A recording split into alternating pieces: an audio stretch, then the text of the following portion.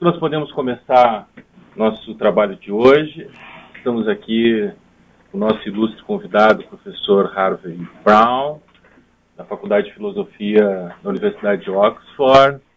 Ele vem para fazer uma conferência e uma conversa com os alunos do curso de Filosofia, do curso de Física, do programa de pós-graduação em Filosofia. Temos aqui também a presença de alunos do programa de pós-graduação em Direito, não é? Temos um auditório no centro de Física que está assistindo ao vivo essa conferência. Nós gostaríamos, então, de agradecer a presença do professor Harvey, anunciar a presença dos nossos colegas do curso de Filosofia, do coordenador do curso de Direito que nos assiste, a quem nós também agradecemos pela parceria. Contamos também com a presença do nosso ilustre e magnífico reitor, que também abrilhanta esse momento. Então, passo a palavra ao professor Harvey, que vai fazer a sua conferência, e depois teremos alguns minutos de conversa. Muito obrigado. Obrigado, professor Celso. Eu quero agradecer a professora Ana Carolina pelo convite tão gentil. Para mim é uma honra dar essa aula inaugural para os cursos de Física e Filosofia. Eu só peço uma coisa, que vocês estejam pacientes com o meu português, que anda um pouco enferrujado.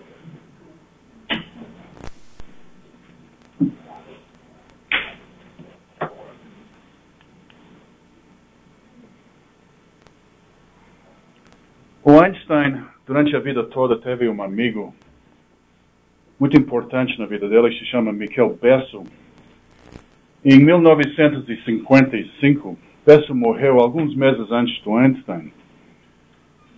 Depois de receber a notícia da morte do Bessel, Einstein escreveu para a família.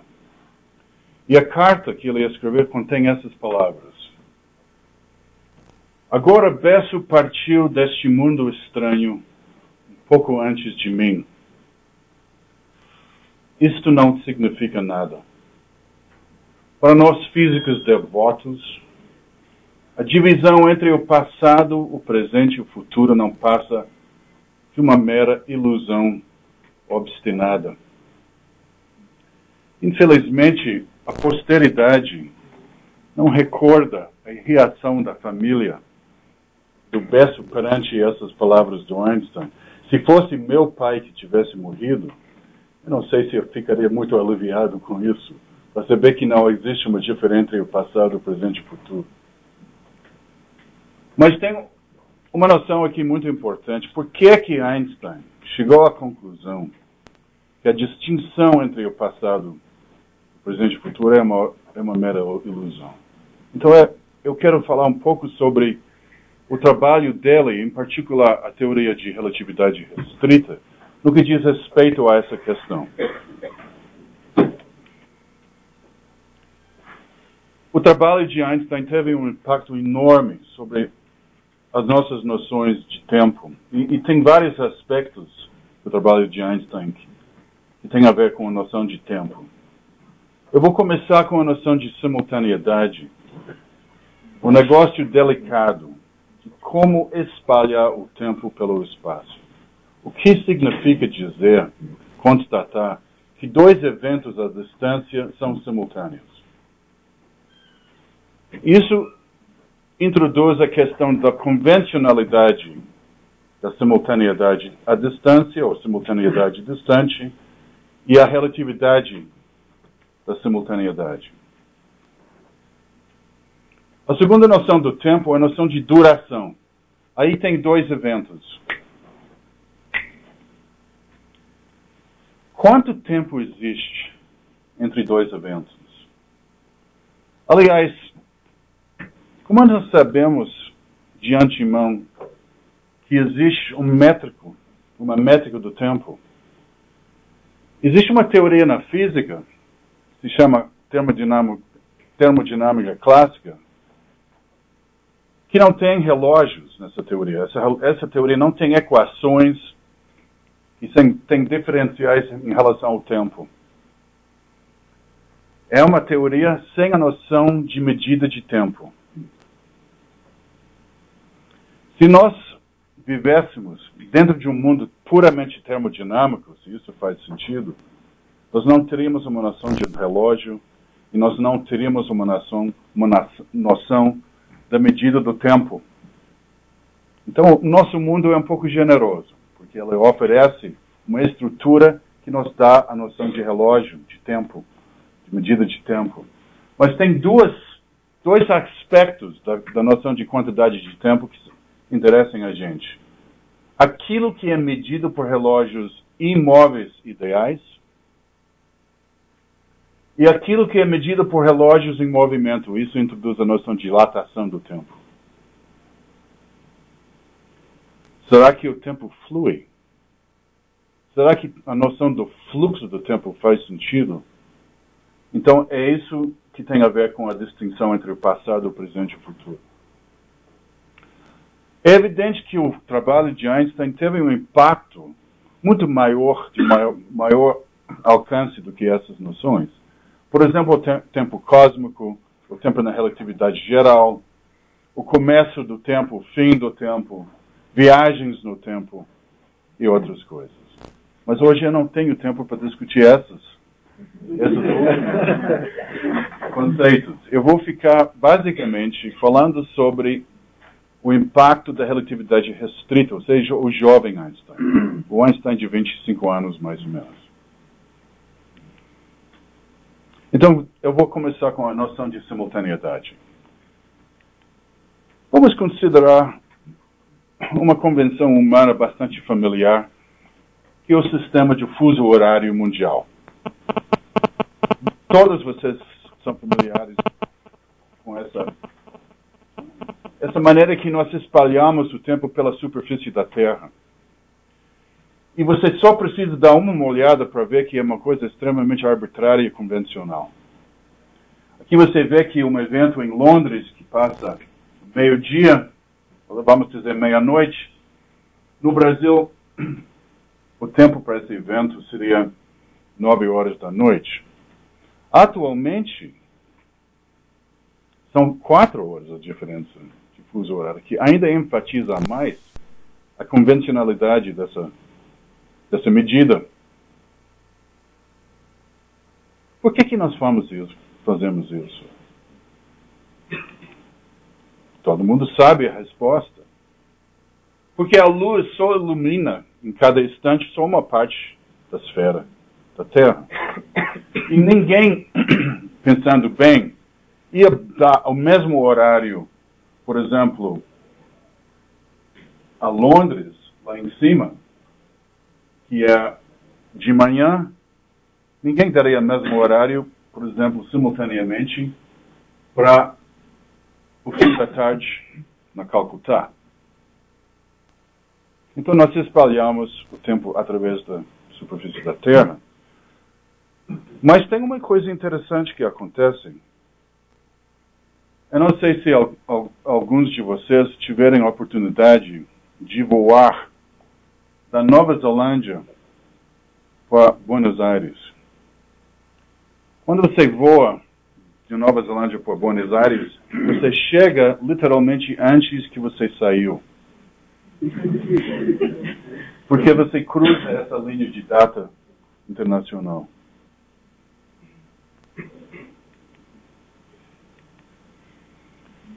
O sistema de fuso horário nos lembra, primeiro, que nós, seres humanos, espalhamos o tempo pelo espaço por pura conveniência. E que, como resultado disso, acabamos, às vezes, viajando para trás no tempo. Eu fiz essa viagem várias vezes. Eu cheguei em Buenos Aires e a minha cabeça não explodiu. Nem implodiu. Você só sofre o caso de, eu não sei como, eu esqueci a palavra em português para cansaço de viagem. Então, essa noção de viajar no tempo para passado é um pouco banal, né? Mas nós vamos voltar para isso depois. Mas também o sistema de fuso horário nos faz perguntar o que é a simultaneidade verdadeira atrás da convenção. Porque a gente tem a seguinte ideia: se nós tivéssemos relógios sincronizados, por exemplo, em Londres e aqui no sul no Rio Grande do Sul, nós íamos poder dizer quais eventos estão ocorrendo simultaneamente de verdade nesses dois lugares, apesar do fuso horário, ou além do fuso horário. Essa noção de simultaneidade verdadeira faz sentido? À primeira vista, sim. Porque, ao invés de considerar relógios sincronizados tão distantes, vamos considerar dois relógios sincronizados nessa mesa. E se você quer ser um pouco mais sutil ou formal, você toma fotografia dos dois relógios e você constata que eles são sincronizados. Não dá para ver na foto? Mas espera aí. Um dos relógios é ligeiramente mais longe da máquina da câmera do que o outro. Então a luz não teve que percorrer um caminho maior para chegar na máquina, dessa aqui do que dessa aqui. Então por que elas são simultâneos? Por que os relógios são sincronizados? Não devem ser sincronizados exatamente, porque a luz desse relógio chegou, quer dizer, tem mais tempo para percorrer a câmera do que essa aqui.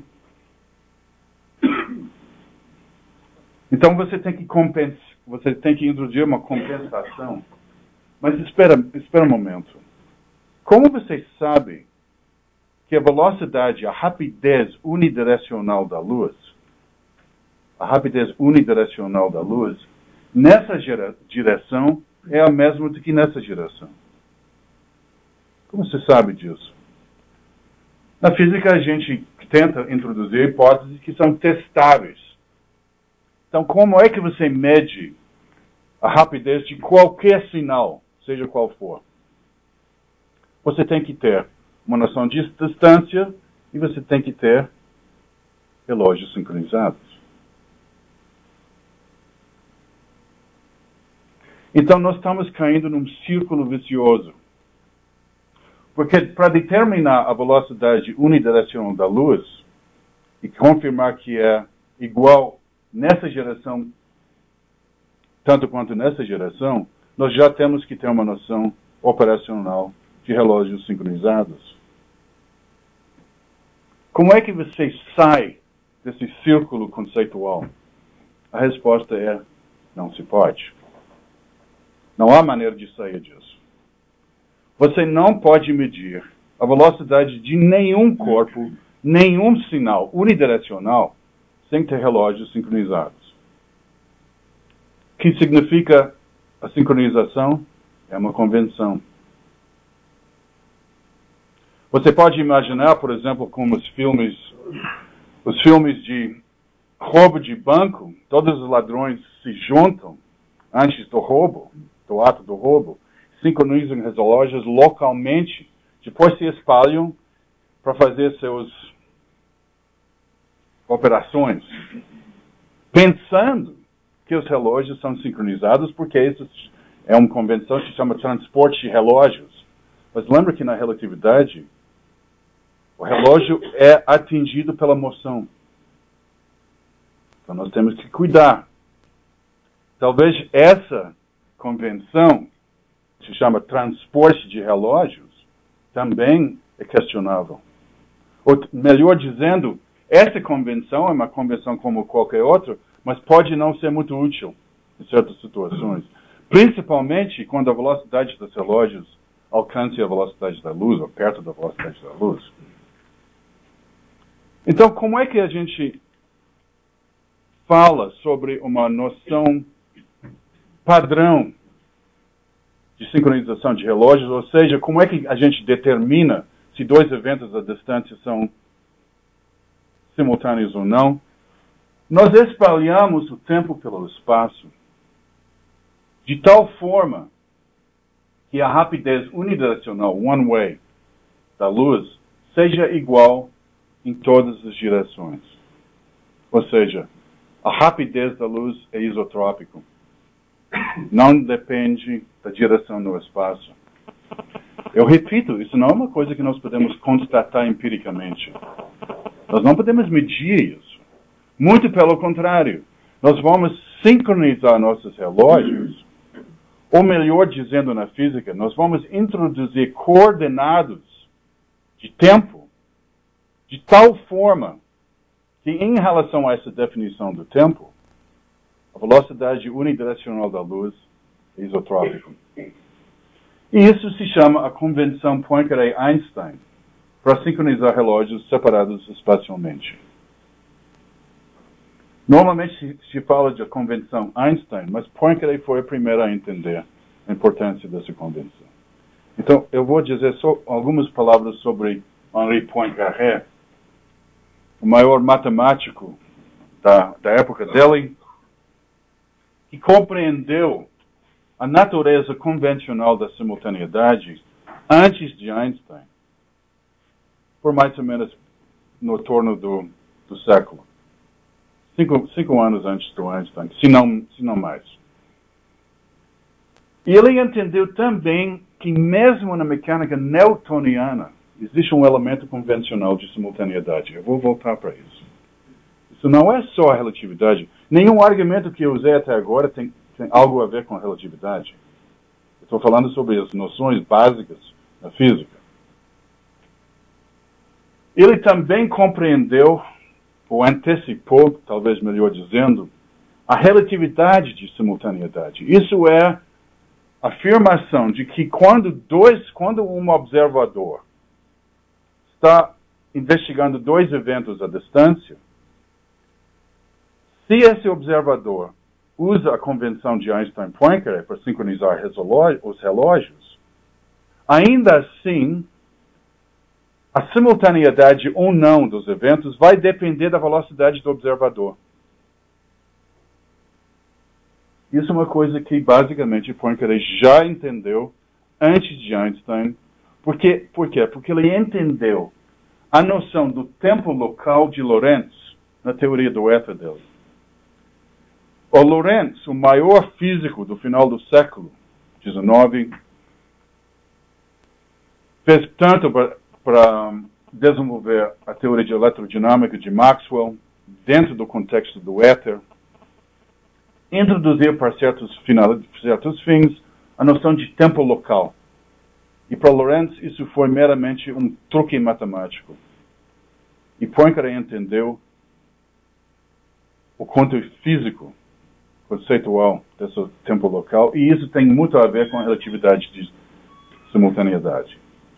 Finalmente, Poincaré antecipou o princípio de relatividade de Einstein, um dos dois maiores princípios do artigo de Einstein, famoso artigo de Einstein de 1905, e junto com Lorentz e Larmor, físico irlandês, norte da Irlanda, ele antecipou quase todas as equações da teoria restrita da relatividade.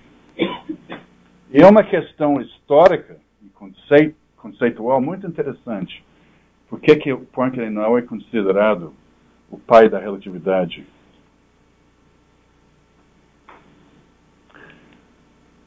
Eu disse que Poincaré teve uma intuição sobre a complexidade, a convencionalidade de simultaneidade, mesmo na teoria newtoniana. Eu vou tentar explicar isso rapidinho. Qual é a primeira lei de Newton? A primeira lei de Newton diz que um corpo que é livre da ação de forças externas vai se deslocar com uma velocidade uniforme numa linha reta. Essa é a primeira lei de Newton, a lei de inércia. Essa lei, aliás, é compartilhada entre a teoria de Newton e a teoria de Einstein. Porque a teoria de Einstein também tem a lei de inércia. Essa lei não dá nenhum conteúdo específico à noção de simultaneidade. usando um termo um pouco mais técnico dos físicos, você pode mexer com os planos de simultaneidade quando você escreve formalmente a lei de inércia em coordenadas e nada muda. Porque o grupo de simetria ou covariância da lei de inércia contém transformações de simultaneidade, entre outras coisas. Então não há nenhuma noção interessante, ou única, ou privilegiado de simultaneidade em relação à primeira lei de Newton. Para ter uma noção de simultaneidade interessante, tem que apelar à existência de forças. Isso já te leva para a segunda lei de termodinâmica, da mecânica newtoniana.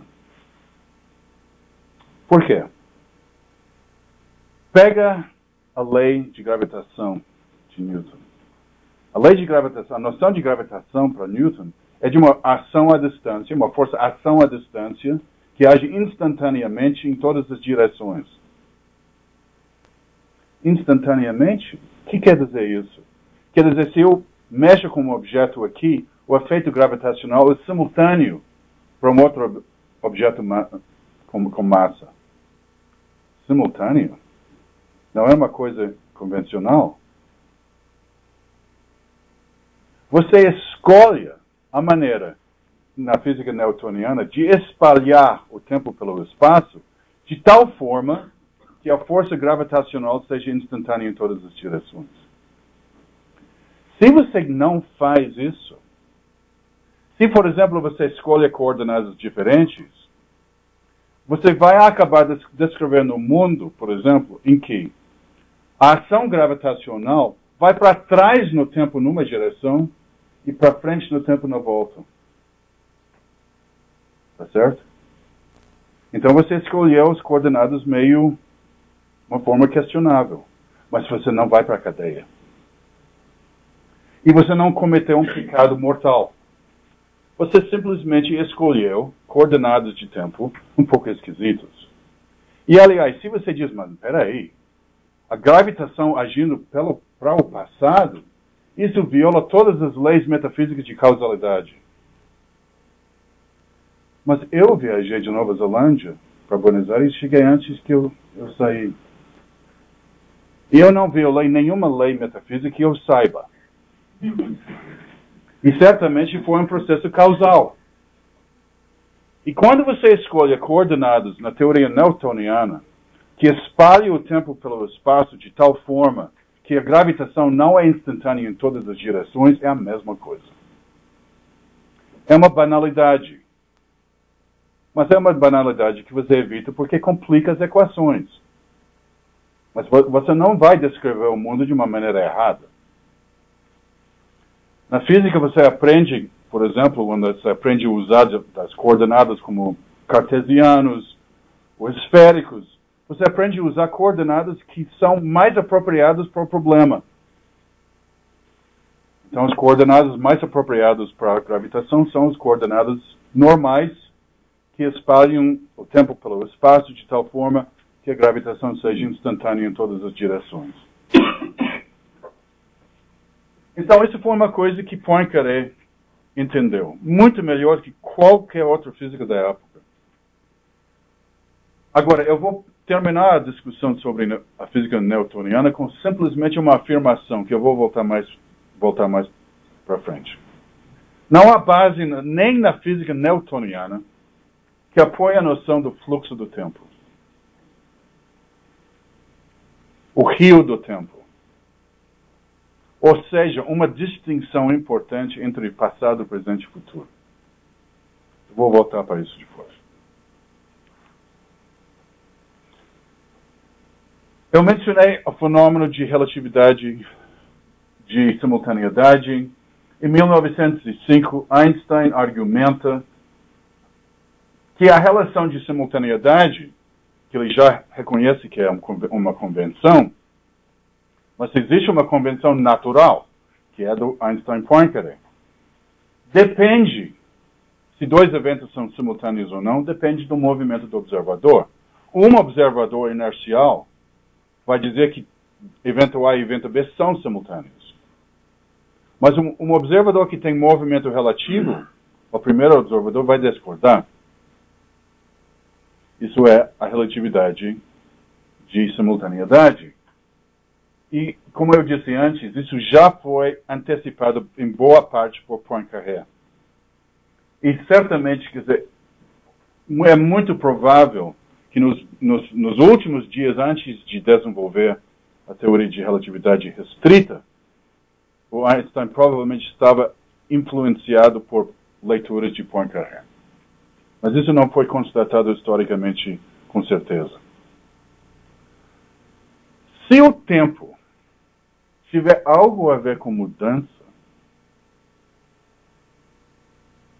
é difícil imaginar um mundo com tempo sem mudança. Então, dada a relatividade de simultaneidade,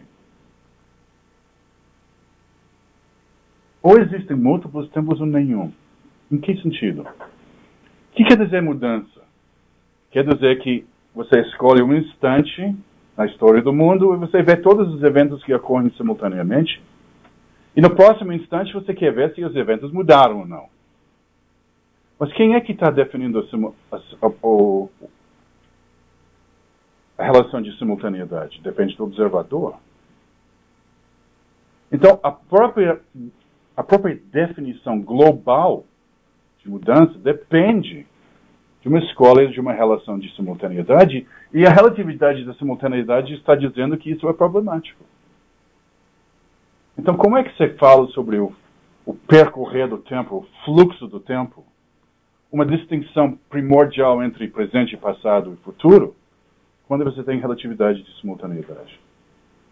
Isso é uma coisa que os filósofos discutem muito hoje em dia, até hoje em dia.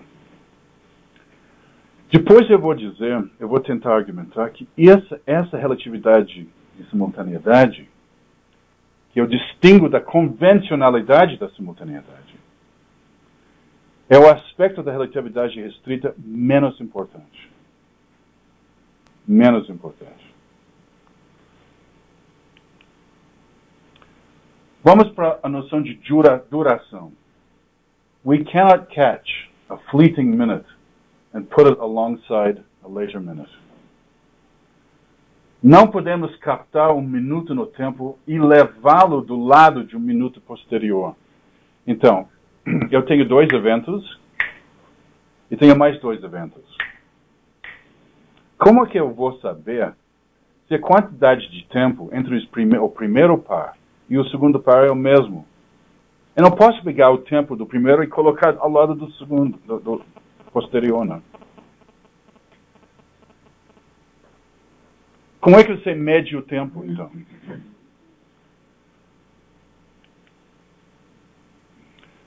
George Francis Fitzgerald foi um dos pioneiros na relatividade, porque o nome dele é um grande físico irlandês, é associado ao famoso processo de contração de réguas de Fitzgerald-Lorentz, que antecipou uma predição muito importante na teoria de Einstein, que objetos rígidos em movimento se contraem. Isso foi uma coisa que foi descoberta pelos físicos do éter antes do Einstein.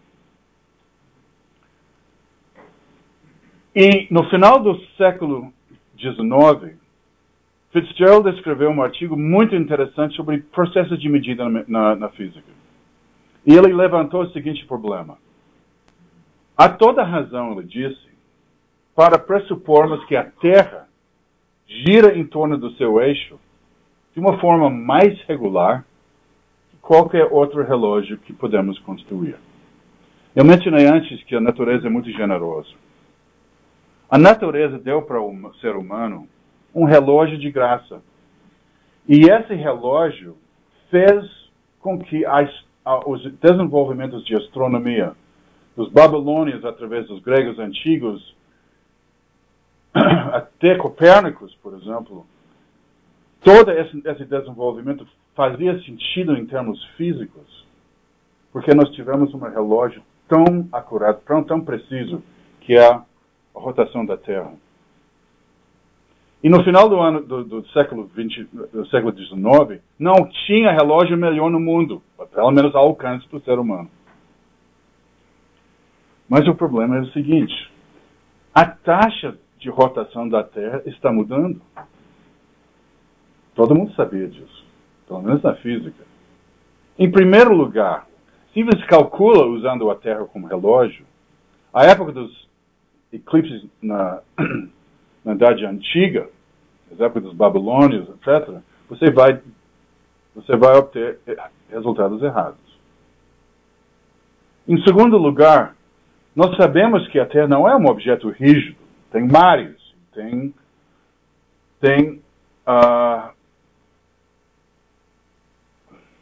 esqueci a palavra, tides. Marés. E o movimento dos mares sofre atrito com a superfície da Terra. É um sistema dinâmico extremamente complicado. Então, existe toda a razão para pensar que a rotação da Terra está diminuindo-se lentamente, pouco a pouco. Na realidade, o que Fitzgerald não sabia, o sistema da Terra, dinâmica da Terra, é tão complicado que é completamente imprevisível. E na última década a Terra começou a aumentar a sua velocidade um pouco. Mas que está mudando, está mudando. Mas isso introduz uma dificuldade conceitual. Como é que poderíamos descobrir uma mudança em nosso próprio padrão de tempo? A Terra é o melhor relógio, mas nós temos razões para pensar que não é regular. O que você faz, então? Como achar um padrão ainda mais preciso? Então, vamos voltar para Einstein. O que é a duração? O que é essa medida, essa métrica do tempo entre os eventos? Nota, eu não estou falando sobre simultaneidade. Porque eu não estou falando sobre eventos distantes. Agora eu estou falando de dois eventos no mesmo lugar com um relógio ao lado. Certo? Isso não tem nada a ver com simultaneidade. Simultaneidade sempre tem a ver com dois ou mais relógios sincronizados ou não sincronizados. Esse aqui é só um relógio entre dois eventos locais. Duração, disse Einstein em 1905, no famoso artigo dele sobre relatividade, é definida por relógios ideais. Se você tem um relógio ideal, esse relógio vai te dizer quanto tempo passou entre os dois eventos relevantes. Mas isso quer dizer, você quer fazer imediatamente a pergunta, mas o que é um relógio ideal? Por que esse relógio aqui é melhor do que meu coração? Meu coração não é uma coisa regular? Mais ou menos. Mas esse aqui também é mais regular. Mas regular em relação ao quê? Regular em relação ao quê? Então, Einstein ficou quieto sobre essa questão durante vários anos. Mas em 1910, ele deu uma resposta. Eu vou ler no seu inteiro. Por um relógio, disse Einstein, compreendemos qualquer coisa caracterizada por um fenômeno que passa periodicamente por fases idênticas. O que implica que devemos concluir, na base do princípio da razão suficiente, que tudo que acontece em um determinado período seja idêntico ao que acontece dentro de um período arbitrário. Foi claro? Entenderam? É difícil, não? Isso não é Einstein no auge do seu pensamento, no melhor momento dele. O que ele está querendo dizer basicamente é o seguinte: eu tenho um fenômeno físico, natural, pode ser um pêndulo, pode ser meu coração, pode ser qualquer outra coisa regular. E se eu não tenho razão para pensar que esse fenômeno periódico está aumentando ou diminuindo o seu período, eu vou usar o princípio de razão suficiente para concluir que todos os períodos são iguais. Mas isso não é um pouco subjetivo? Eu levantei a questão antes. Por que essa aqui é mais regular do que o meu coração? Na realidade, pouca gente sabe disso. A razão. Todo mundo entende que isso que é melhor, mas por quê? Pouca gente consegue fornecer a resposta certa. Então, nós não devemos depender muito do princípio de razão suficiente. Mas tem uma outra maneira de entender a questão, que é exatamente o contrário. Relógios ideais não definem o tempo. O tempo define os relógios ideais. Ou seja, relógios ideais são definidos pela noção de duração. E isso era a noção de Newton. Newton tinha uma ideia do tempo muito mais sofisticada do que Einstein. Fitzgerald, Poincaré, nos últimos anos, Julian Barber, no livro dele sobre o fim do tempo. Mas isso faz com que a gente pergunte, mas o que é duração nesse caso?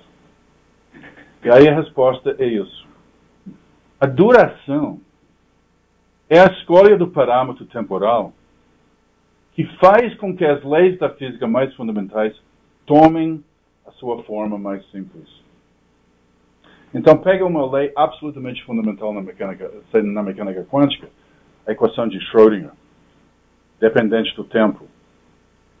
Tem um parâmetro T dentro dessa equação. Se você mexe com esse parâmetro, você vai bagunçar a equação. Então, são os processos dinâmicos na mecânica quântica que definem um parâmetro privilegiado. E quando nós construímos, por exemplo, um relógio atômico, nós escolhemos esse processo precisamente porque a teoria nos diz que esse processo anda sincronizado com o parâmetro de Schrödinger.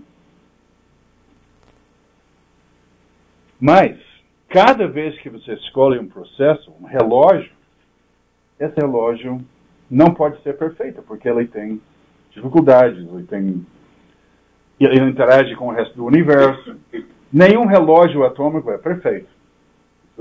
O pessoal que mexe com medida de tempo nunca trabalha com um relógio. Sempre tem laboratórios cheios de relógios atômicos, eles têm programas sofisticados de fazer medidas, quer dizer, estatísticas.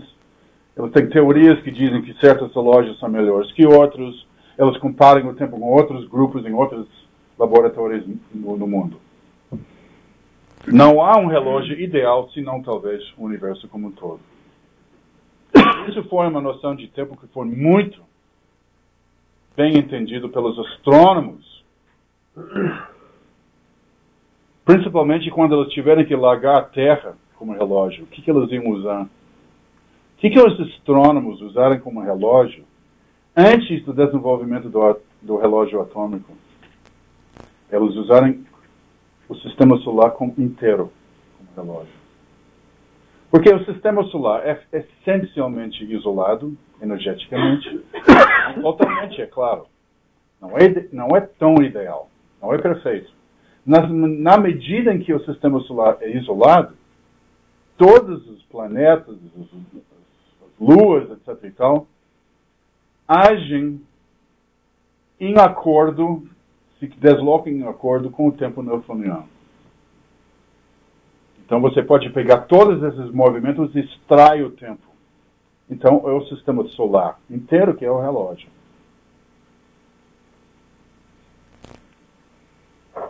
A segunda noção de duração. Imagine que nós temos dois eventos. Nós temos uma mesa com dois relógios estacionários, A e B, à distância, separados. E nós temos um terceiro relógio, C, que se desloca com uma velocidade uniforme em relação aos outros dois. E os dois eventos são a passagem de C pelo A e a passagem de C pelo B. há duas maneiras de medir o tempo entre esses dois eventos, não é? Uma maneira seria simplesmente olhar as mãos de relógio do C entre os dois eventos. Vamos chamar isso tempo próprio. Só se trata de um relógio. Certo? Quando o físico fala sobre tempo próprio, sempre que significa algo relacionado com um relógio só. Mas tem uma outra noção de tempo que eu vou chamar de tempo de coordenadas. Eu não sei se isso é a tradução em português. Coordinate time. Tempo de coordenadas. Que é o seguinte. No primeiro evento, nós vamos congelar o relógio A. No segundo evento, passagem de C pelo B, nós congelamos B. Nós olhamos os dois relógios e subtraímos o tempo. Mas tem que ter dois relógios sincronizados. Certo? Como é que nós sabemos que essas duas maneiras de medir o tempo vão bater? Na realidade, elas não batem, em geral. Isso exatamente foi descoberto de Einstein. Mas antes de chegar para Einstein, vamos só para uma nota histórica. Houve premonições da dilatação do tempo. E o primeiro veio em 1897, quase 10 anos antes de Einstein. Joseph Larmor, físico irlandês que eu mencionei antes, da Irlanda do Norte, previu dilatação para um sistema de duas partículas em órbita mútuas. Você tem duas partículas carregadas com cargas opostas, estão em órbita mútua, e isso é um relógio, porque é um fenômeno periódico. E Larmor reconheceu que dentro da eletrodinâmica de Maxwell, esse pequeno relógio, quando você coloca em movimento, segundo as próprias leis de Maxwell, esse período desse relógio vai sofrer uma dilatação em relação aos relógios sincronizados em repouso. Lorentz, independentemente, 2 anos depois, previu dilatação para uma fonte de luz. A fonte de luz, segundo a Maxwell, são elétrons sofrendo movimento oscilatório periódico que radiam ondas eletromagnéticas, ou seja, a luz. Então, a fonte é uma espécie de relógio através desses movimentos oscilatórios dos elétrons, e ele também mostrou, segundo a eletrodinâmica de Maxwell, quando você coloca a fonte em movimento, o período dessas oscilações vai mudar ligeiramente. Um fator muito pequeno. Mas é exatamente o fator relativístico de Einstein. Eu não vou passar pelas razões que levaram a isso, que tem a ver com uma variação muito interessante e pouco conhecida da famosa experiência de Michelson-Morley, mas eu vou diretamente para Einstein. Por que a gente diz que a dilatação do tempo foi descoberta por Einstein quando hoje já houve essas premonições? Porque Einstein foi o primeiro a reconhecer que um relógio vai se dilatar, quer dizer, o tempo medido por um relógio vai dilatar, independentemente da sua constituição. Ou seja, não importa se é o meu coração, é esse relógio digital, é um relógio atômico, todos os relógios vão sofrer o mesmo efeito de dilatação do tempo em movimento. E isso é um milagre. Porque quando na física você vê um fenômeno exibido por matéria que independe da constituição da matéria, isso é uma coisa muito importante. Isso imediatamente faz com que você pense em geometria, aliás. Eu vou voltar para isso daqui a pouco. É um fenômeno universal, que nem a contração dos objetos rígidos na contração de Fitzgerald-Lorentz, que também foi previsto por Einstein. É um outro milagre. Nós chamamos esses efeitos cinemáticos, ao invés de dinâmicos, precisamente porque eles são universais. Não dependem da constituição da matéria. E a gente esquece hoje em dia a natureza milagrosa desse fenômeno.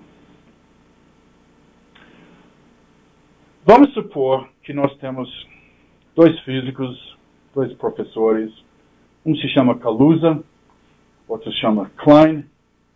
O professor Kaluza é muito caseiro, não gosta de sair muito, então ele fica na casa dele. E o tempo passa. Então, nesse diagrama de espaço-tempo, aqui tem os momentos na vida do Kaluza. Ele encontra com Klein, mas o Klein está viajando pelo espaço. Então, só cruzam instantaneamente. Mas o Klein não muda a posição dele no espaço. Então, a linha representada nessa diagrama de espaço-tempo do professor Kaluza é essa linha aqui. E ele, vamos supor, ele tem um relógio. Então, o relógio bate aqui, depois bate aqui, depois bate aqui. Nesse eixo do tempo. O professor Klein, que gosta mais de viajar, também tem um relógio idêntico. E isso representa a linha no espaço-tempo da viagem do professor Klein. Ele volta para encontrar com seu amigo no futuro. Mas você vai notar que o número de batimentos, como se diz, ticks, batimentos do relógio, é 1, 2, 3, 6. Professor Klein. Mas é 1, 2, 3, 4, 5, 10. Professor Kaluza. Isso é uma previsão exatamente da dilatação do tempo. Porque esses relógios têm movimentos diferentes. Isso não é só uma previsão, isso já foi estabelecido experimentalmente em muitas situações diferentes, mas principalmente na física de partículas elementares. Então, uma maneira de ver isso, em termos de um diagrama do espaço-tempo, é quase como se o relógio estivesse medindo distância. E essa distância aqui é diferente do que dessa distância aqui. Esse aparelho aqui é um exemplo de um tipo de aparelho que existe no Museu da História da Ciência em Oxford. E isso foi usado entre 200 e 300 anos atrás na Inglaterra para medir as distâncias das ruas entre as cidades.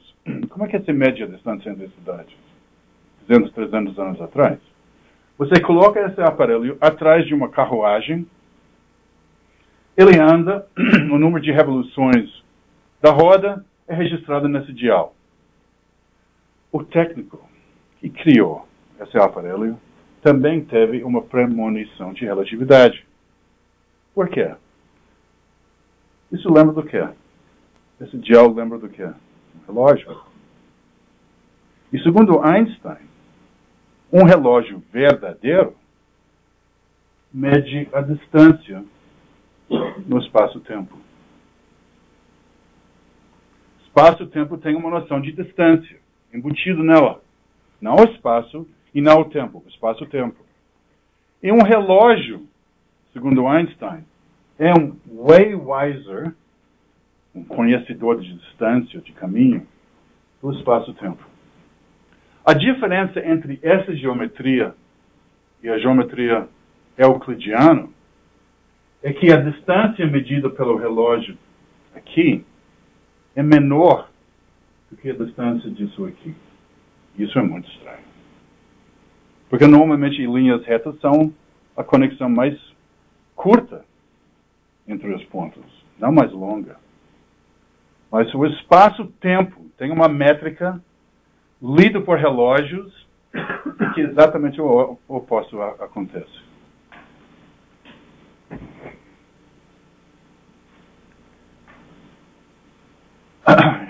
Eu estou chegando ao fim. Será que Einstein explicou a dilatação do tempo? Aí nós temos uma questão conceitual, ou dos fundamentos da física.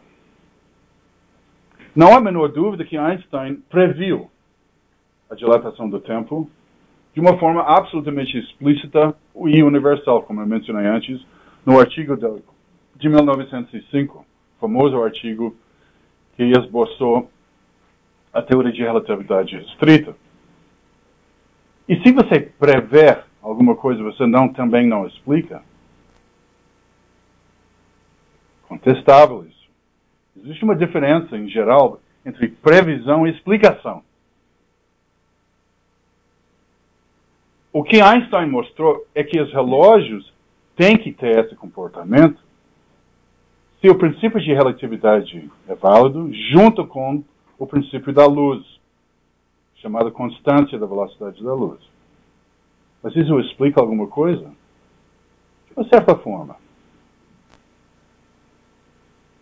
É o mesmo tipo de explicação que nós temos na termodinâmica. Por que a entropia num certo processo aumenta? Porque senão você pode usar essa máquina térmica para criar um moto perpétuo. E a lei de termodinâmica diz que isso é impossível. Então, se os relógios não dilatam, você vai violar o princípio de relatividade. Mas por que o princípio de relatividade é verdade? Isso não se explica na teoria. Então, eu mencionei que você pode considerar o relógio como medidor, um instrumento de medida da distância na geometria do espaço-tempo de Minkowski, que não é euclidiano. Então você considera o relógio como um Waywiser, que nem aquele aparelho atrás das carruagens. Então você pode dizer, não, Einstein previu a dilatação do tempo, mas não explicou, porque para ter uma explicação mais fundamental, você precisa da noção geométrica de Minkowski. A maioria dos filósofos, hoje em dia, adotam essa posição. De filósofos. Mas tem uma terceira opção. Talvez mais, mas eu vou mencionar mais uma opção. Se o relógio dilata, o tempo sofre uma dilatação, porque relógio embutido no espaço-tempo de Minkowski, mas não teria mostrado esse fenômeno se estivesse embutido na teoria, no espaço de Newton ou de Galileu. Como é que o relógio sente a diferença?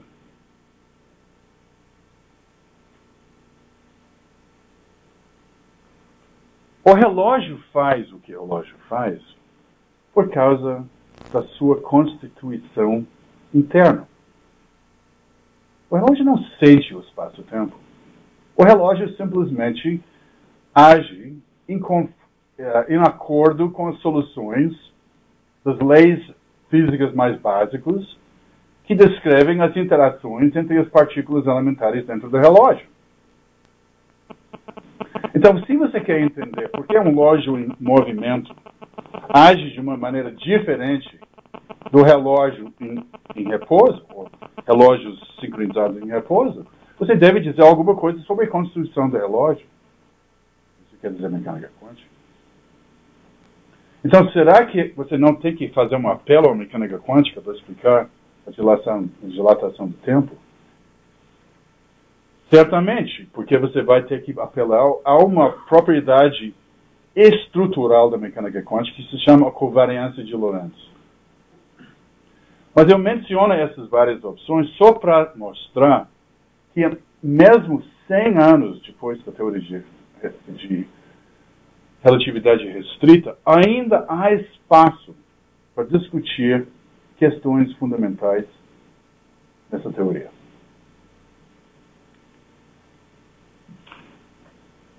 Mas quanto mais tempo eu tenho? Porque eu quero deixar bastante... Isso deixa tempo para... Tá bom. Eu vou terminar com a questão do fluxo do tempo. John Wheeler foi um físico com uma aptidão tremenda de slogans na física. Terminologia muito famosa. E uma vez ele disse, "The word time came not from heaven, but from the mouth of man." A palavra tempo não surgiu do céu, mas sim da boca do ser humano. O que significa isso? Vamos voltar para a questão do que é o tempo, em geral. Vamos esquecer a questão de simultaneidade à distância, vamos perguntar a questão de o que é um relógio ideal, o que é o tempo em si. Wheeler, e eu acho que foi Einstein antes dele, ou talvez independente, que disse o seguinte: o tempo é aquilo que impede que tudo aconteça simultaneamente.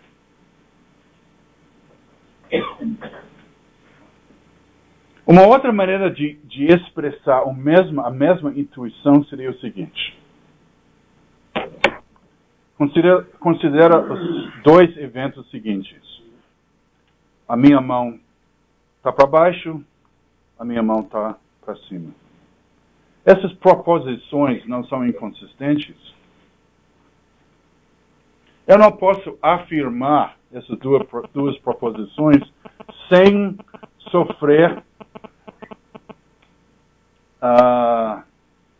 sem violar a famosa lei, será que é metafísica, de não contradição.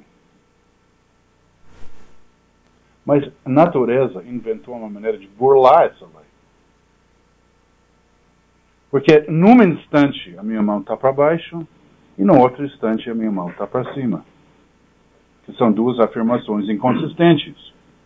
Mas eu posso afirmar as duas. Dizendo que estão ocorrendo em tempos diferentes. Mas não pensem que isso é uma explicação. O tempo nada mais é do que uma maneira de burlar a lei de não contradição. Ou seja, há mudança no mundo. Mudança quer dizer contradição.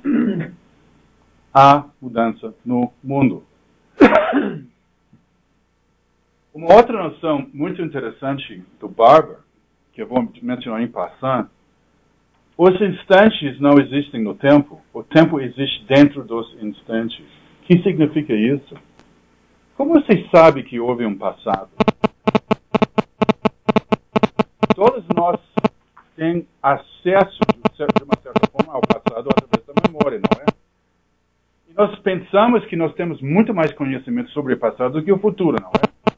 Não que o futuro é completamente escuro, porque nós temos mil maneiras de prever, através do princípio de indução, através das nossas leis da física, etc. e tal, a experiência da vida.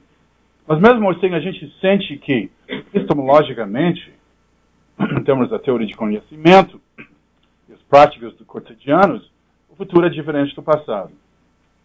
Mas nós sabemos que nós não temos acesso direto ao futuro.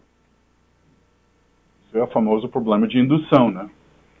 Como é que você pega toda a sua informação sobre o presente e transfere para o futuro? Mas você tem que fazer a mesma pergunta sobre o passado também, porque nós não temos acesso ao passado. Nós temos acesso às nossas memórias. O que são nossas memórias? São estados instantâneos da nossa cabeça.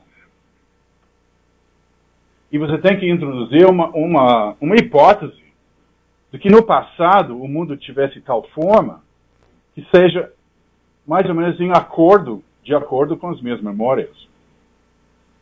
Mas acesso direto nós não temos. O que nós temos? Nós olhamos ao mundo num instante, e o que nós vemos? Eu vejo pessoas de idades diferentes. Isso não é uma assinatura do tempo. Eu vejo a madeira, eu vejo como essa madeira cresceu dentro de uma árvore. Ou eu olho pela janela e eu vejo montanhas com como se diz, estratificações geológicas, uma assinatura do tempo. Tudo isso num instante. Então você introduz uma hipótese sobre o passado consistente com essa informação instantânea. Mas o tempo, a assinatura do tempo, está no instante, através dessas cápsulas do tempo, estratificações geológicas, memórias na minha cabeça. E através desses instantes, nós falamos de um tempo maior. Então é por isso que Barber fala dos instantes não existem no tempo, o tempo existe dentro dos instantes. Mas se o tempo é um jeito que a natureza achou de burlar a lei de não contradição, o tempo tem alguma coisa intimamente a ver com mudança. E aí nós vemos que mudança é a base da física. A física não existiria sem mudança. Todas as leis fundamentais da física têm a ver com mudança. Mesmo na teoria gravitacional quântica,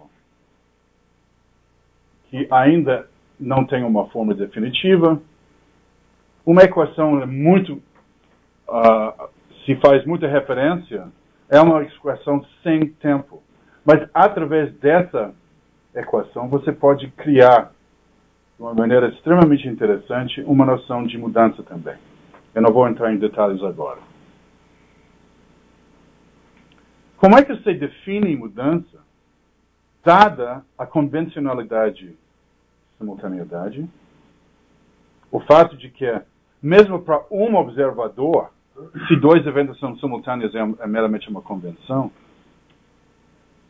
não é um fato objetivo sobre isso. Então, como você define a mudança global do mundo? A situação fica ainda pior quando você tem relatividade de simultaneidade.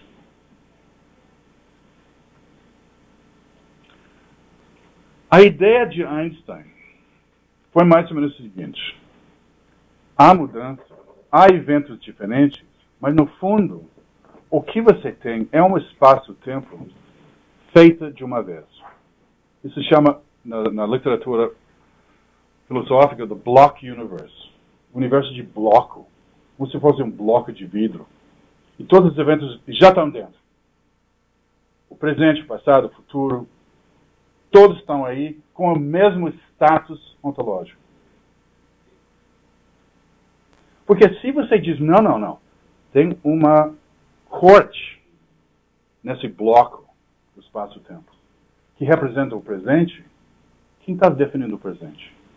Que observador? Que convenção? Por que não um outro observador que vai usar uma outra corte? Então você vê que a física complica essa noção de mudança. É por isso que nós vamos voltar para Einstein. Para nós físicos devotos,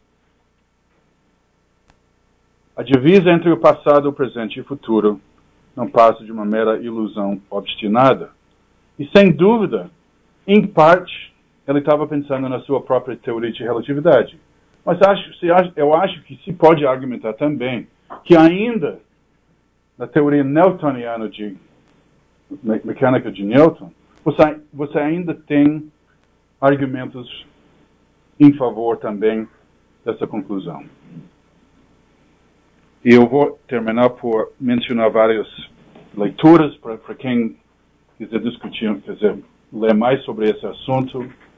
Michael Lockwood, Oxford University Press, 2005, The Labyrinth of Time.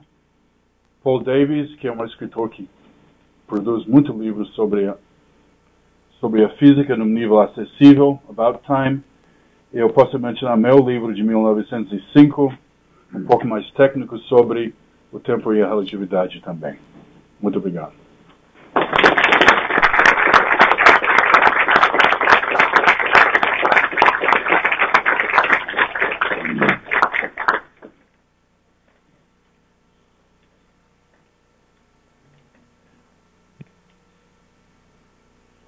Então, fico aqui na tarefa de coordenar as intervenções. Temos os alunos e os professores da física no auditório da física e temos os alunos e professores aqui na sala Conect. A palavra está aberta para perguntas e questionamentos. Professor Harvey.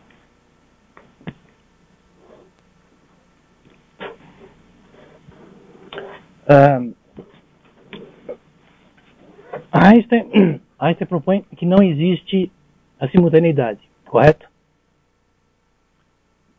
Ele diz que a simultaneidade é uma convenção. Sim. Mas certas convenções são muito mais úteis que outras. Sim. Não, eu não estou discutindo a funcionalidade, mas a teoria. Por exemplo, eu tenho um objeto, uma extremidade A e uma extremidade B, e um espaço entre eles. em Einstein, eu tenho que percorrer entre A e B, correto? A velocidade da luz. Mas se eu... Por quê? Porque, segundo a teoria, nada pode mover-se além dessa velocidade. Mas se eu mover este lado A, o lado B segue simultaneamente. Se eu mover o lado B, o lado A segue simultaneamente. Se eu estender essa minha caneta a 500 milhões de anos-luz, por exemplo, movendo este lado A, o lado B mover-se-á instantaneamente. Ou não? Você está pressupondo que você tem acesso a um objeto rígido.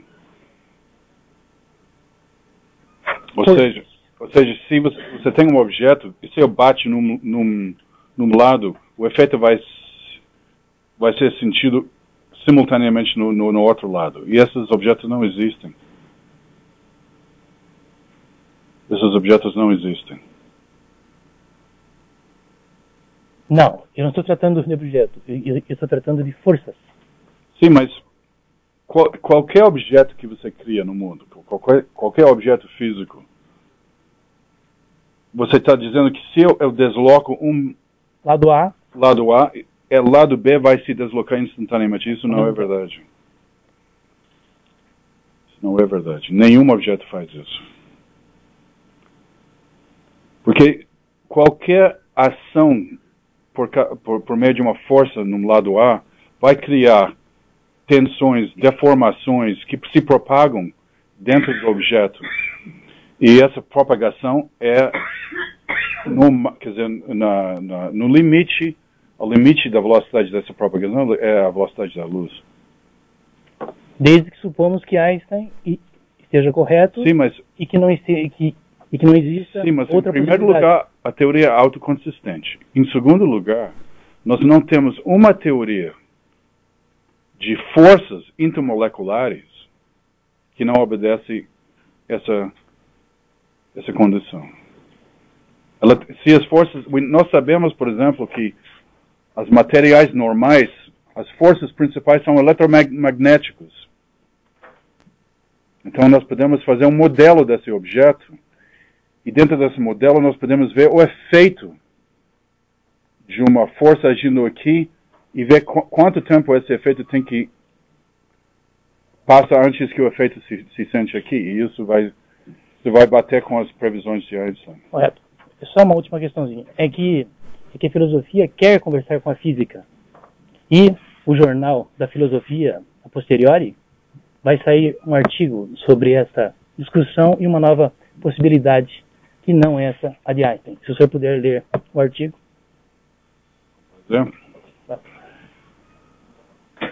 Eu sou um filósofo da física. Okay. Eu trabalho no departamento de filosofia, mas eu me interesso na física teórica. Então, o casamento entre física e filosofia, para mim, é a coisa mais natural do mundo. Retornando àquela noção dos dois cientistas, sobre a questão dos gêmeos, do comportamento de um enquanto o outro, eu sempre me levou à discussão, tudo bem, isso funciona com o relógio, né? O relógio, até pela noção da composição dele. Mas eu imagino assim que esse cientista que viaja, o tempo é diferente dele do que aquele cientista que fica. Só que ele, na verdade, ele vai envelhecendo mais devagar, ou o tempo dele, imaginamos assim, ó, eu quando voltar, para mim passou só 5 anos, e para ti passou 10, só que os 5 anos para mim equivalem aos teus 10 ou não? Entendi a pergunta. O princípio de relatividade significa que qualquer observador, seja o professor Kaluza ou o professor Klein, vai observar as mesmas regularidades na natureza. Então, os dois professores vão ver os eventos ocorrendo, os mesmos processos ocorrendo com exatamente o mesmo ritmo que sempre. Você não pode pegar qualquer processo na física e através do seu comportamento concluir que você está num tal referencial ou outro. Então, o princípio de relatividade exclui a possibilidade que o tempo seja diferente nos dois referenciais. Mas os dois professores vão se envelhecer de uma forma diferente no final da viagem.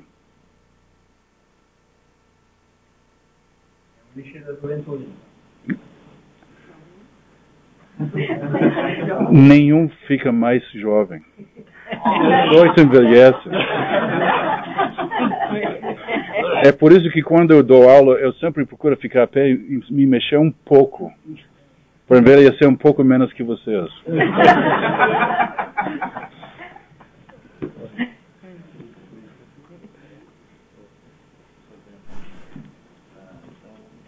Você falou que a relatividade de Einstein então, mostra que o observador é importante para definir a simultaneidade, né? Então, na mecânica quântica também é importante o papel do observador, né? A medida é importante para definir, né, o colapso da função de onda. Né? Eu queria saber qual que é a sua opinião sobre interpretações da mecânica quântica, se elas também, se a mecânica quântica está fechada ou se ela teria realmente grandes revoluções, grandes ideias novas que poderiam mudar a mecânica quântica nesse novo século. Eu vou responder muito rápido, porque isso é uma pergunta que fica bem longe do nosso tema de hoje, né? Mas depois também nós podemos voltar para isso. A noção de observador na relatividade não significa um ser humano ou um ente consciente, nada disso. Quando eu falo de observador, eu quero dizer uma coisa mais banal. É um sistema de referência, um sistema de coordenadas inercial. Não precisa ter nenhum ente consciente lá. O ponto é que a princípio de relatividade constata que qualquer sistema de referencial que você escolha, as leis da física vão tomar a mesma forma em relação a essa referencial. Independe da escolha da referencial. Isso não quer dizer que há observadores. É uma questão da própria forma da teoria. Na mecânica quântica, a coisa é mais complicada. É muito mais controvertida também. Meu ponto de vista, mas eu teria que defender isso, meu ponto de vista é que também na mecânica quântica, o observador não tem um papel fundamental. E eu não acredito no colapso da função de onda. Mas não há consenso sobre isso. Há muito mais consenso sobre as questões fundamentais na relatividade do que na mecânica quântica. Provavelmente, como vocês sabem, né? Mas eu diria, eu sei que tem várias interpretações da mecânica quântica, principalmente, por exemplo, a interpretação de Copenhagen, que durante muito tempo, talvez ainda seja hoje o mais ortodoxo, que introduz um papel muito importante para o observador. No meu ver, isso é enganoso. É um erro. E o observador não deve desempenhar um papel importante em nenhuma das duas teorias. Mas quem sabe a gente volta para isso depois. Eu tenho uma questão sobre pegando a gancho da pergunta dele, sobre os observadores um em repouso e outro em movimento. Eu vi um artigo, bem superficial, mas tinha uma hipótese: se o viajante viajasse próximo à velocidade da luz, por uns 30 anos, ele voltasse à Terra, na Terra teria se passado uns 200 anos, ele veria os tataranetos dele, digamos assim. Mas o Einstein disse que isso seria até uma espécie de máquina do tempo. Mas o Einstein vê um bloqueio, que para viajar próximo à velocidade da luz teria que despender uma energia muito grande. Segundo eu vi, talvez uma energia próxima à que tem todo o universo. Eu gostaria que falasse um pouco mais sobre isso. Infelizmente, nós não vamos poder usar a dilatação do tempo da maneira que você está pensando, porque realmente acelerar um objeto do nosso tamanho e massa a uma velocidade perto da velocidade da luz demanda uma energia colossal, né? Completamente impossível em termos práticos. Por outro lado, em experiências de aceleradores, partículas elementares, essas partículas atingem uma velocidade muito, muito perto da velocidade da luz em alguns casos. E elas também são partículas que decaem em outras partículas. Então elas são uma espécie de relógio. Então você pode fazer experiências, e isso já foi o caso, em que você pode constatar, quer dizer, pode confirmar, corroborar a dilatação do tempo através dessas partículas elementares como pequenos relógios. E essa não é a única maneira também. Aliás, se não me engano, vocês são familiarizados hoje em dia com esses sistemas de GPS no carro, né? Na Europa está ficando corriqueiro isso, né? E se você não compensa a dilatação do tempo, você perde uma certa precisão dessas máquinas. Porque esses sistemas de GPS estão se comunicando com satélites e tem uma velocidade relativa, né? Então, se não me engano, você tem que compensar a dilatação do tempo de Einstein. Senão, a precisão da máquina falha até um certo ponto. Isso não é o único fenômeno relativístico, aliás, que está em jogo, mas é um fenômeno importante. Então, os físicos hoje em dia não têm mais dúvidas sobre o fenômeno. Mas nós não vamos experimentar a dilatação do tempo nas nossas vidas.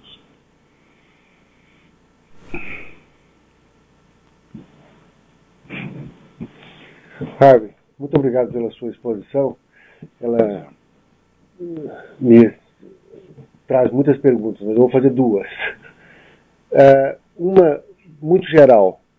Na resposta à primeira pergunta, você mencionou, justamente ao final, a sua relação com a filosofia e com a ciência, com a física. E a minha pergunta é, dada essa exposição, como é que você vê essa relação? No sentido de que contribuição a filosofia consegue levar para uma discussão tão requintada que é levada a termo na física. Então, como você que faz essa relação e vive isso como profissionalmente, pode nos dar um exemplo disso, para que a gente compreenda melhor essa relação.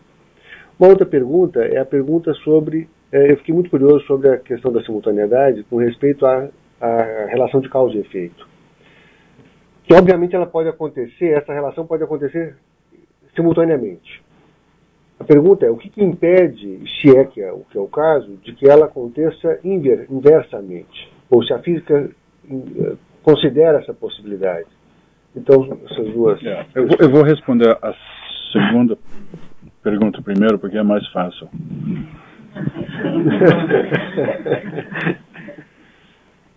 Quando filósofos discutem a relação causal, é axiomático de que o efeito, se não é simultâneo com a causa, é posterior. E isso faz sentido na medida que causas existem, eu tenho dúvidas. Mas isso faz sentido quando o causa e o efeito são próximos espacialmente. Certo? E na física moderna,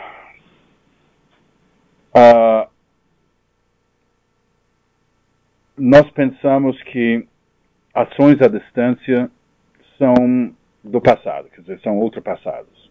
Nós não temos mais uma noção como Newton da gravitação, que a força gravitacional é uma ação à distância. Então, essa questão de causalidade sempre é local na física moderna. Existem certos problemas na mecânica quântica que eu vou colocar ao lado. Mecânica quântica sempre complica as coisas. Mas, o interessante não é o que a física moderna diz ou não diz. O interessante é uma questão lógica aqui, ou conceitual. Vamos supor que você tem dois eventos a distantes, né? E você quer dizer que uma é a causa do outro. Porque, por exemplo, eu posso mexer com isso aqui, e isso vai ter um efeito em ti. É mínimo, claro. Mas vai ter um efeito gravitacional segundo Newton. Como é que você tem certeza que é instantâneo, quer dizer, ou que é simultâneo? Nós voltamos imediatamente para esse problema de definição. Não há um fato objetivo que determina a relação de simultaneidade. É simplesmente uma maneira que nós espalhamos o tempo pelo espaço da forma mais conveniente. E como eu disse antes, você voa da Nova Zelândia para a Argentina, você chega antes que você saiu. Também você pode escolher coordenados na mecânica newtoniana de tal forma que esse efeito gravitacional chega para ti antes que eu mexi. Mas é um artefato da escolha das coordenadas. E no primeiro caso é um artefato de colocar aquela International Dateline aonde está. Quem mandou colocar ao lado da Nova Zelândia? Por que não está mais perto de Greenwich, na Inglaterra? Isso é uma coisa aleatória, não? Quer dizer, uma convenção. Então, eu gosto, às vezes, de lembrar os filósofos que a noção de simultaneidade e causalidade à distância é mais complicado do que eles pensam. Por isso depende de uma certa escolha convencional de coordenadas, né? Se o efeito é instantâneo ou não. Então eu não sei se isso ajudou, mas eu acho que uma coisa é falar sobre causa e efeito quando os dois eventos são próximos, espacialmente, mas é muito mais interessante e complicado quando os eventos são à distância. Em relação à sua primeira pergunta, qual é a relação entre a física e a filosofia? Como a filosofia pode ajudar a física? Bom, o meu ponto de vista é muito pessoal. Eu não estou representando uma linha de Oxford em nenhum outro lugar. Por que nós estamos fazendo tudo isso? Porque nós estamos interessados no mundo. Eu quero entender o mundo como vocês, e eu quero entender como também eu ganho informação sobre o mundo. Isso me faz o quê? Um filósofo? Um físico? Não importa. Tem um objetivo só: entender o mundo e nosso lugar no mundo. Dentro dessa programa, existem pessoas que se interessam muito mais nas formalidades da física, na aplicação da física, nos laboratórios.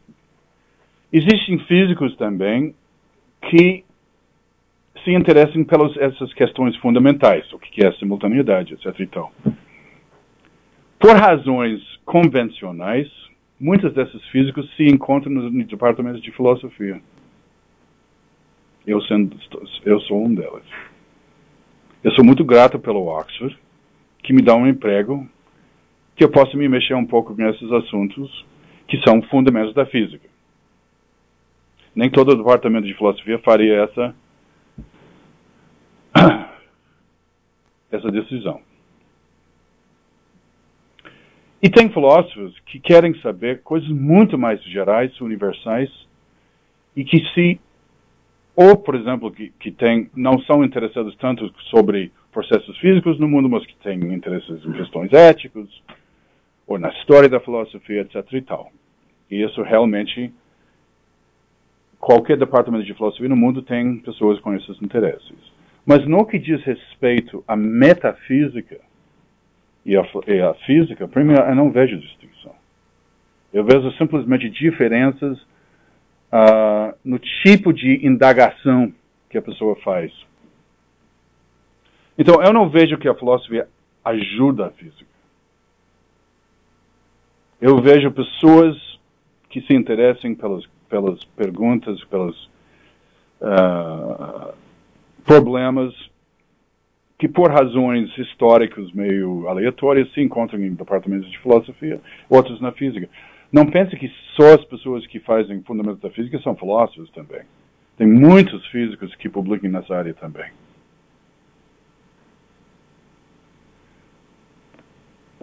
Eu não sei se isso ajudou ou não.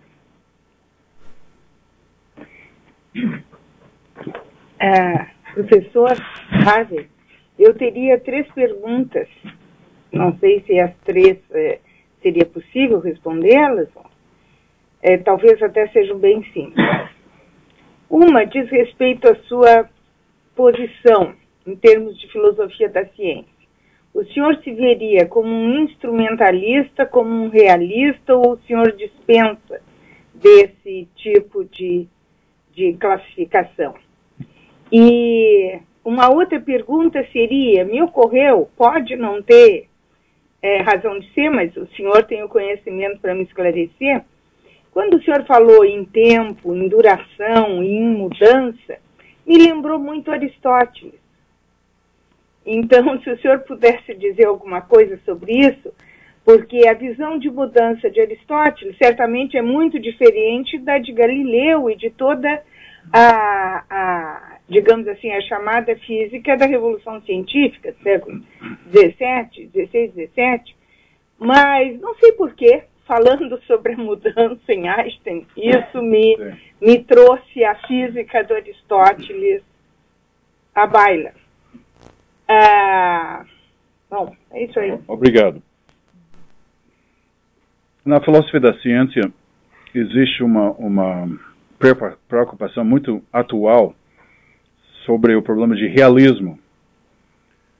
E, em particular, se os objetos nas teorias físicas modernas, microscópicos, por exemplo, na mecânica quântica, os elétrons, átomos, quarks, etc., então, são reais ou são meros instrumentos de previsão. Tá certo? Poucas semanas atrás eu participei numa conferência muito bonita em Florianópolis sobre exatamente essa questão. E essa conferência foi dedicada ao trabalho de Bas van Fraassen, que hoje em dia é o mais famoso defensor da posição antirrealista. É o maior filósofo da ciência da atualidade.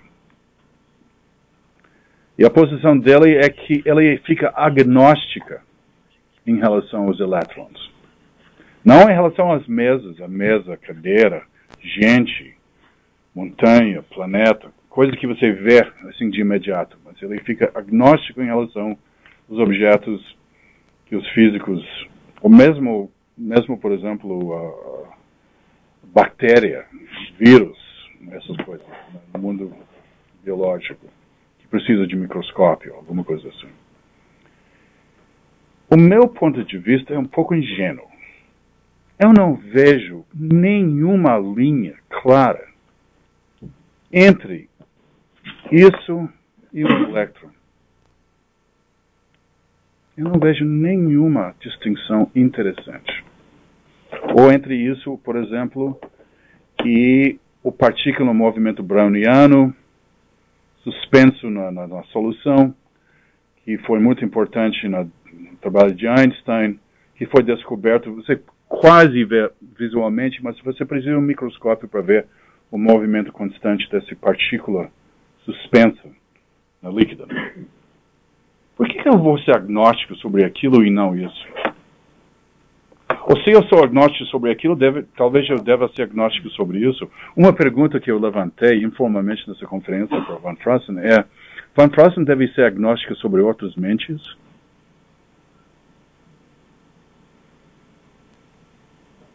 Não, eu sou realista no sentido de que ele leva a sério as previsões dos físicos, simplesmente porque esses objetos na física fazem parte de uma explicação muito fecunda, muito bem feita sobre os acontecimentos do laboratório. Por que eu vou ficar agnóstico? Eu não vejo. Van Fraassen ele defende de uma forma muito cuidadosa a diferença entre coisas observáveis e coisas inobserváveis. Mas apesar de toda a sofisticação do argumento, eu não consigo entender esse argumento. Então, para mim, a questão de realismo versus instrumentalismo é provavelmente a questão menos interessante na filosofia da ciência, para mim, pessoalmente. O que é muito mais interessante e muito mais cabeludo é como você se convence através de critérios precisos por que a ciência progrede. Por que durante uma revolução científica a teoria de Einstein, em algum sentido, é melhor do que a teoria de Newton? Eu não tenho a menor dúvida sobre o progresso da ciência. Eu não tenho a menor dúvida. O que é muito mais difícil é ter uma teoria filosófica sobre o progresso da ciência. A segunda pergunta é sobre Aristóteles. Aristóteles, bom, pelo pouco que eu sei sobre Aristóteles, eu sei que a noção de mudança, de moção, movimento, não era só espacial, não. Representava todas as mudanças de vários objetos no mundo. Mas uma coisa que para mim é muito importante em relação à física de Aristóteles é o seguinte. Aristóteles introduziu uma distinção entre o movimento natural dos corpos e o movimento esforçado. Essa distinção está conosco até hoje, como fundamental na física. Fundamental. O que é o princípio de inércia de Newton?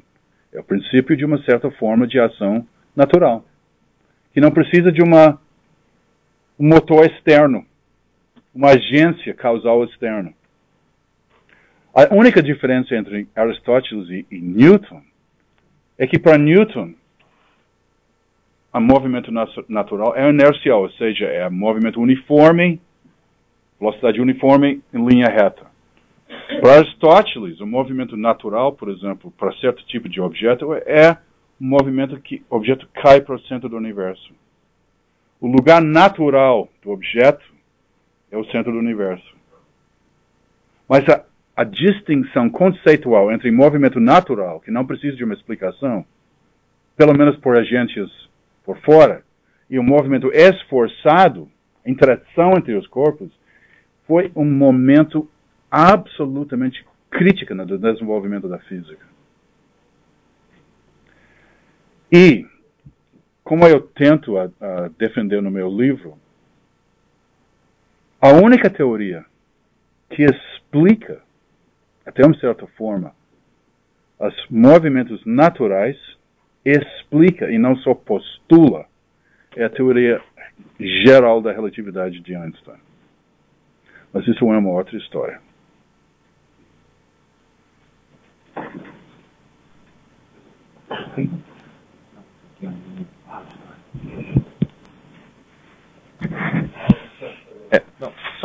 Deixa eu fazer aqui, tem uma pergunta no auditório lá, pode ser? Só para a gente poder fazer uma interação lá. Tem o professor Inácio também. Temos mais 3 perguntas.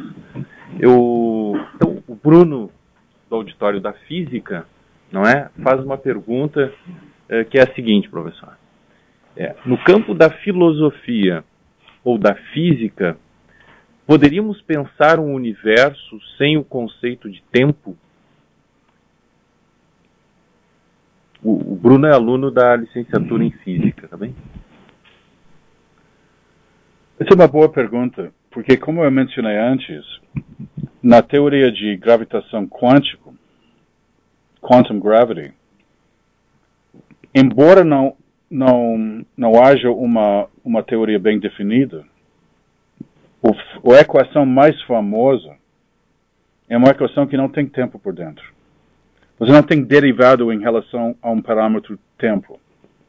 Então parece que o universo, quer dizer, nessa teoria o universo está congelado. Mas eu disse antes que sem a noção de mudança a física não faz sentido. Então como eu sei... E a ideia é basicamente o seguinte, você tem que... A física só é possível se, quando você pega uma equação sem o tempo, você tem uma maneira de captar o tempo por dentro, nas soluções. Eu não sei se eu vou poder fazer uma coisa dessas muito simples. Mas é um pouco como a noção de que Barber tem do tempo estar dentro dos instantes. Você tem uma coisa que é instantânea, tá certo? E dentro dessa estrutura você vê os sinais, a assinatura do tempo. Porque você vê essas estratificações geológicas, você vê até as tuas memórias, você tem acesso a muita coisa, evidência do tempo passado, que passa. Se bem que você não tem acesso àquele tempo, você só tem acesso àquele instante. E a mesma coisa com essa equação. Você pega uma solução dessa equação e dentro da estrutura daquela solução você vê o tempo. Mas se não dá para fazer isso, a física não faz sentido. Porque eventualmente, para fazer a física no dia a dia, no laboratório, etc. Então você sempre está comparando um estado das coisas com um outro estado das coisas no passado. Sempre. Isso é o nome do jogo. Então, um tipo de tempo sempre que tem que estar lá na física. Isso é o melhor que eu posso responder.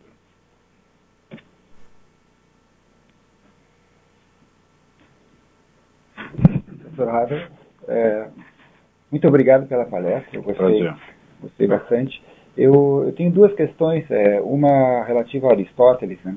Aristóteles afirmava que o cosmos ele é eterno, mas ele também é finito. Então, espacialmente ele é finito, e no tempo, se eu entendi bem Aristóteles, ele é eterno, não tem início, não terá fim. Bom, em Einstein, não poderíamos falar algo semelhante, levando em conta a teoria do Big Bang? E a segunda questão diz relação ao caos. O caos, por exemplo, para Elia Prigogine, é um fato evidente, né? Presente na nossa, nos elementos químicos, nas transformações, nas mudanças químicas. O caos, segundo Einstein, não seria também uma mera ilusão? Porque eles envolvem um pensamento, uma física determinista. Sim. Eu vou, de novo, começar com a segunda pergunta, porque é mais fácil. As teorias de caos são determinísticas. Isso não quer dizer, não tem discussão sobre isso. São determinísticas. Então, qual é o problema? Quer dizer, existe uma teoria que, segundo várias interpretações, é intrinsecamente indeterminística, que é a mecânica quântica. Eu, pessoalmente, não acredito nessas interpretações, mas tudo bem.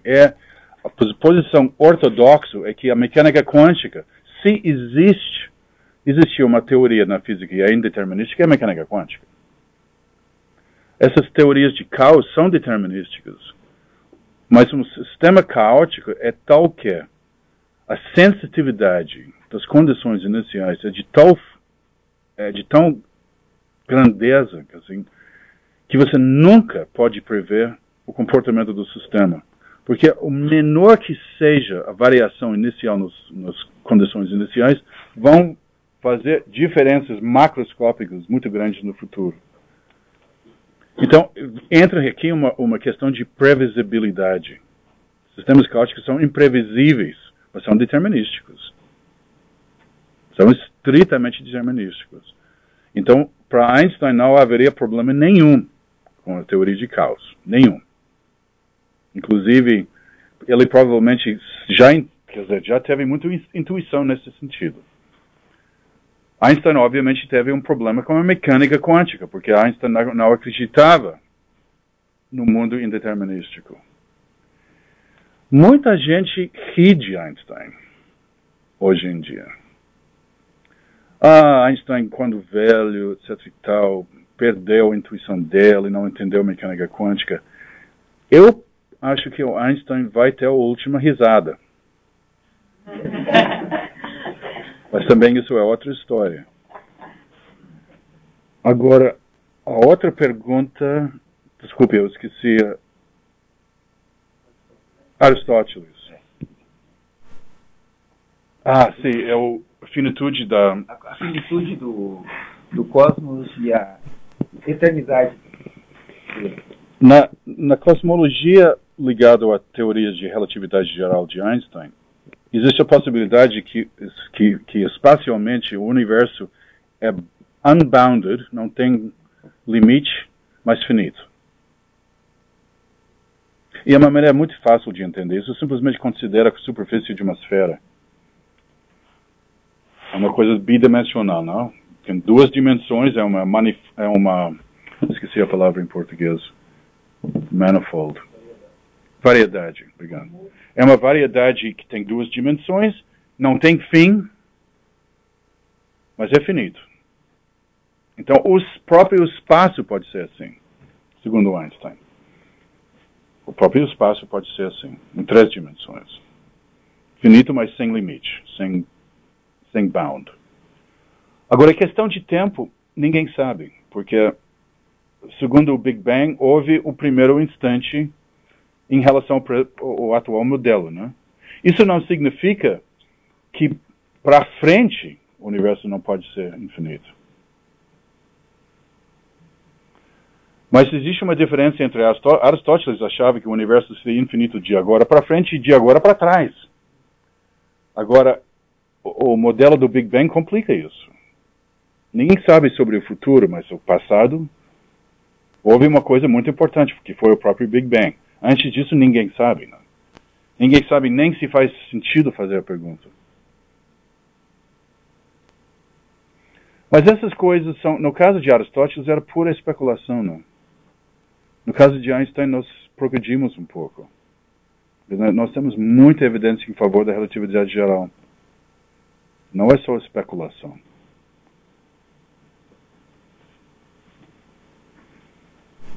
Acho que podemos fazer a última. Há uma concepção de tempo que se conhece, eu não me lembro se isso é de Kant, enfim, que o tempo é uma condição formal de entendimento, porque na verdade o que há é um movimento, correto? E o senhor no início da sua exposição falou sobre o movimento de rotação da Terra, e no último século teria acelerado, é isso, né? Com base nisso, poderia-se dizer que o tempo está andando mais depressa? Não. Eu pergunto isso porque havia um tempo atrás um estudo sobre isso na Universidade Federal do Rio Grande do Sul, que tratava desse tema. Eu li alguma coisa a respeito, mas não faz um tempo, não me recordo muito bem. Eu queria a sua posição sobre isso.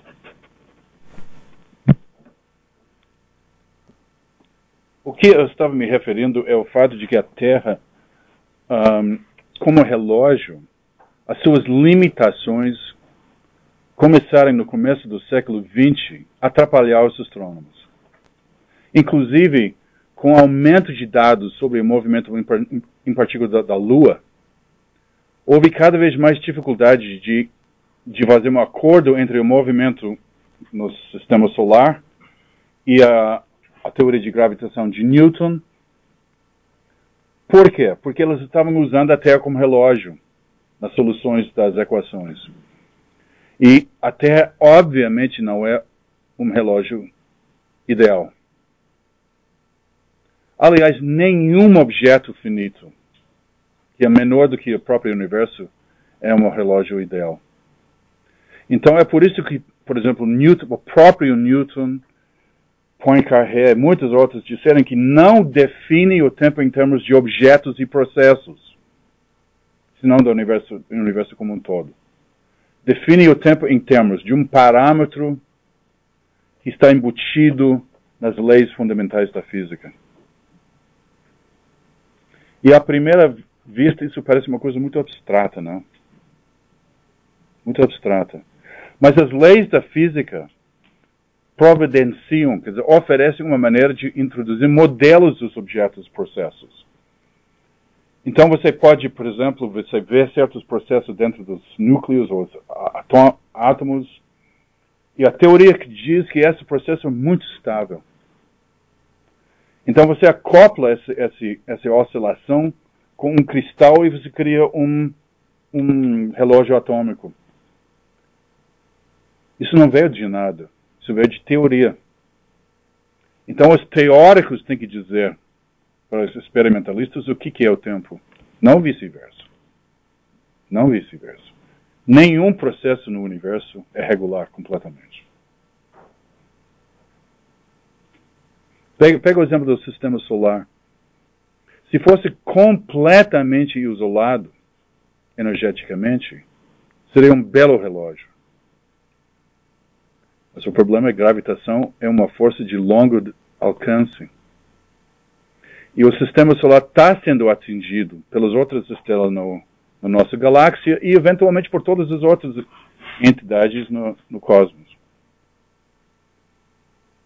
E cada vez mais, quer dizer, a precisão de medidas vai aumentar, nós vamos ter que levar em conta esses efeitos, essas intervenções que faz com que o sistema solar não é o relógio ideal.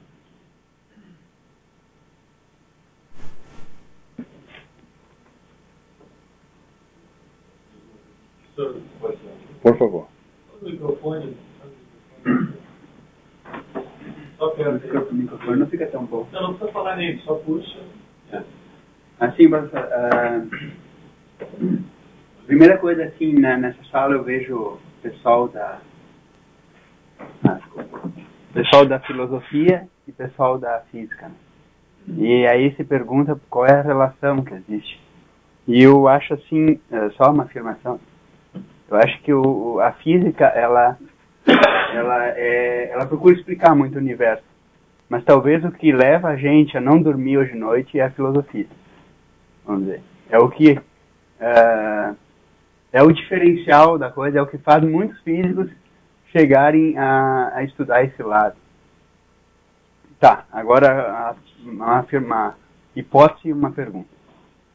O senhor falou durante a explanação, o senhor falou que, vamos dizer, na evolução dos relógios, antigamente os relógios eram relógios assim, a gente tem relógios de água, relógios assim, coisas que eram banais, que não eram nem comparáveis ao coração da gente. E à medida que a ciência foi evoluindo, ela exigiu relógios mais precisos.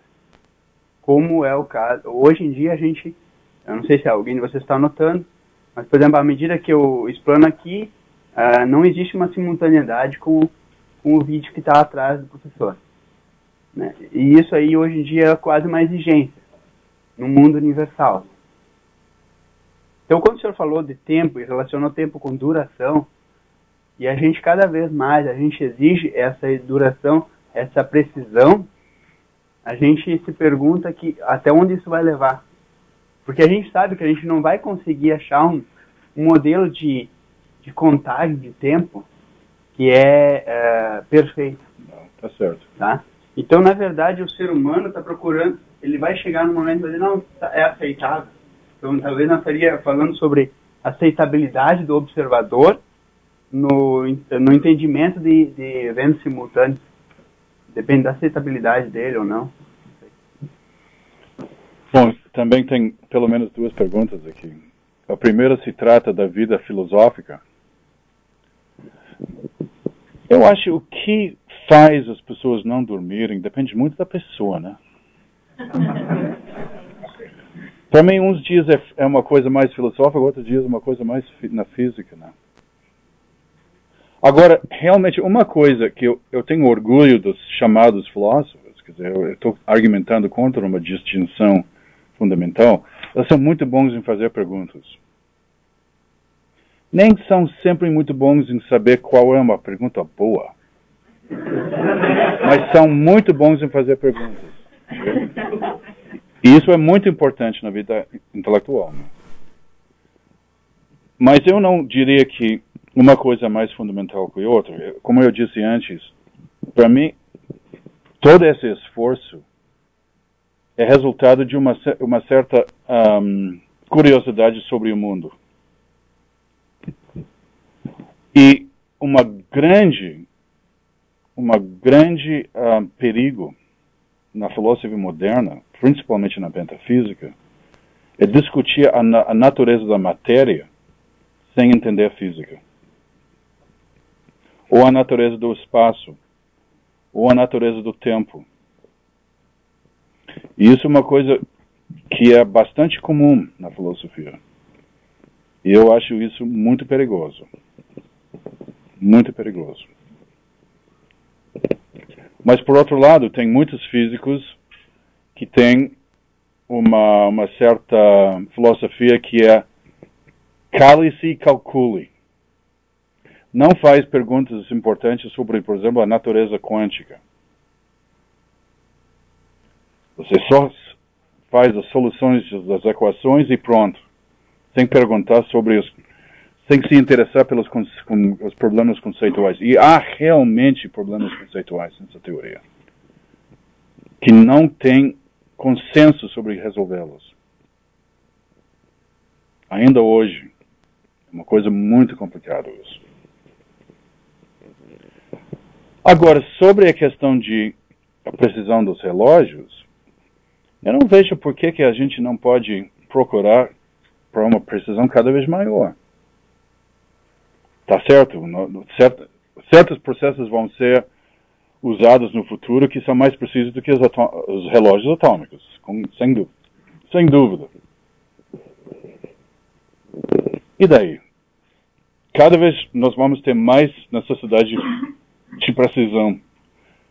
Quando houve uma famosa experiência na astrofísica, que levou um prêmio Nobel, que foi estudo de um sistema pulsar binário, 2 pulsares em órbita mútua, um que eu acho que era visível, outro invisível, se não me engano. A teoria de relatividade de Einstein prevê para esse sistema mais ou menos isolado, dois sistemas em órbita, eles vão fazer radiação de ondas gravitacionais, eles vão perder energia. Então você faz um cálculo. E você pode prever a mudança no período dessa órbita. É muito pouca coisa. Então você quer medir isso. Como você mede? Tem que ter um relógio. Que relógio você vai usar? Porque os pulsares são extremamente irregulares. Inclusive, se não me engano, tem um pulsar no céu que é tão regular quanto qualquer relógio atômico. Você pega os melhores laboratórios com relógios atômicos no mundo, você pega as informações vindo desse sistema do pulsar binário, compara com os relógios na Terra. Mas como eu disse antes, não pode pegar um relógio atômico. Tem que pegar vários e fazer uma medida estatística sobre o comportamento desse relógio. E você tem que comparar os relógios em várias partes do mundo. E ao fazer isso, você tem que levar em conta o efeito Doppler nas mensagens entre os vários continentes devido ao movimento dos continentes. Que é assim 1 centímetro por, eu não sei o que é, por ano, 10 anos, um século, não sei o que é. Tem que levar em conta o efeito Doppler devido ao próprio deslocamento dos continentes. Por quê? Porque a física não seria física se a gente não procurasse a precisão.